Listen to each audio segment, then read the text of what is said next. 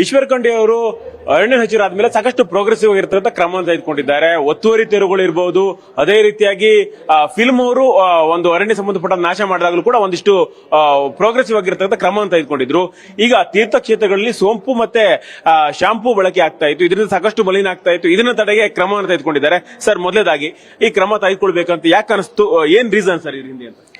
ನೋಡಿ, ನಾನು ಕೆಲವೊಂದು ತೀರ್ಥಕ್ಷೇತ್ರಗಳಿಗೆ ನಾನು ಖುದ್ದಾಗಿ ಭೇಟಿ ಕೊಟ್ಟಿದ್ದೇನೆ. ಆ ಸಂದರ್ಭದಲ್ಲಿ ನಾನು ನೋಡಿದ್ದೇನೆ, ಒಬ್ಬ ಜನ ಮುಗ್ಧರಾಗಿದ್ದಾರೆ. ಅವರು ಭಕ್ತಿಯಿಂದ ಶ್ರದ್ಧೆಯಿಂದ ಸ್ನಾನಕ್ಕೆ ಹೋಗ್ತಾರೆ, ಅದಕ್ಕೆ ಯಾವುದೇ ರೀತಿಯ ತೊಂದರೆ ಇಲ್ಲ. ಆದರೆ ಸ್ನಾನ ಮಾಡುವಂತಹ ಸಂದರ್ಭದಲ್ಲಿ ಶಾಂಪೂವನ್ನು ಬಳಸ್ತಾರೆ, ಸೋಪನ್ನು ಬಳಸ್ತಾರೆ.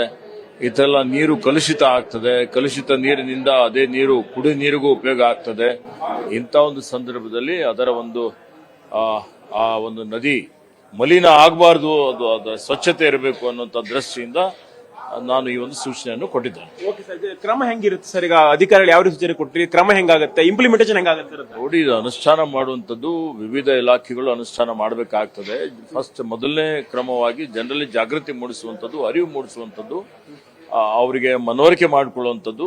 ಅದಕ್ಕೆ ಸ್ಥಳೀಯ ಸಂಸ್ಥೆಗಳಿರ್ಬೋದು, ಆ ಒಂದು ಸಣ್ಣ ನೀರಾವರಿಯ ಇಲಾಖೆಯವರು ಇರ್ಬೋದು, ಆ ಭಾಗದ ತೀರ್ಥಕ್ಷೇತ್ರದ ಏನು ವ್ಯವಸ್ಥಾಪನಾ ಸಮಿತಿಯವರು ಇರ್ಬೋದು, ಅವರೆಲ್ಲರೂ ಕೂಡಿ ಒಗ್ಗಟ್ಟಾಗಿ ಇದನ್ನು ಜಾರಿಗೆ ತರಬೇಕಾಗ್ತದೆ. ಅದಕ್ಕೆ ನಾನು ವಿನಂತಿಯನ್ನು ಮಾಡಿದ್ದೇನೆ. ಅದಕ್ಕೆ ಸಂಬಂಧಪಟ್ಟಂತ ಒಂದು ಸಭೆಯನ್ನು ಮಾಡಿ ಎಲ್ಲರಿಗೂ ಇವತ್ತು ಮನವರಿಕೆ ಮಾಡಿಕೊಳ್ಳುವಂತ ಕೆಲಸ ನಾವು ಮಾಡ್ತೇವೆ. ಬಟ್ಟೆ ಆ ತರದೆಲ್ಲವೂ ಕೂಡ ಇರುತ್ತೆ, ಇದೆಲ್ಲದೂ ಕೂಡ ಬಟ್ಟೆ ಬಗೆಯುವಂತದ್ದಾಗ್ಲಿ ಮತ್ತೊಂದಾಗ್ಲಿ ಅಲ್ಲಿ ಮಾಡಬಾರದು.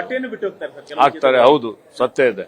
ಅದೆಲ್ಲ ಮಾಡೋದ್ರಿಂದ ನೀರು ಕಲುಷಿತ ಆಗ್ತದೆ. ಈಗ POP ಗಣಪತಿ ಇವತ್ತು ನೀರಿನಲ್ಲಿ ಹಾಕಿಬಿಟ್ರೆ ಆ ನೀರು ಇವತ್ತು ಕೆಮಿಕಲ್ಸ್ ಎಲ್ಲ ಸೇರ್ಕೊಂಡು ಬಿಡ್ತದೆ, ಜಲ ಪ್ರಾಣಿಗಳು ಸತ್ತೋಗ್ಬಿಡ್ತವೆ, ನೀರು ಕಲುಷಿತ ಆಗ್ತದೆ, ಜನರ ರೋಗ ಕೆಡ್ತದೆ. ಇವೆಲ್ಲವೂ ವಿಷಯಗಳಿದ್ದಾವೆ. ಇದು ಜನರಲ್ಲಿ ಅರಿವು ಮೂಡಿಸುವಂತದಕ್ಕೆ ಒಂದು ಕ್ರಮವನ್ನು ತೆಗೆದುಕೊಂಡಿದ್ದೇವೆ.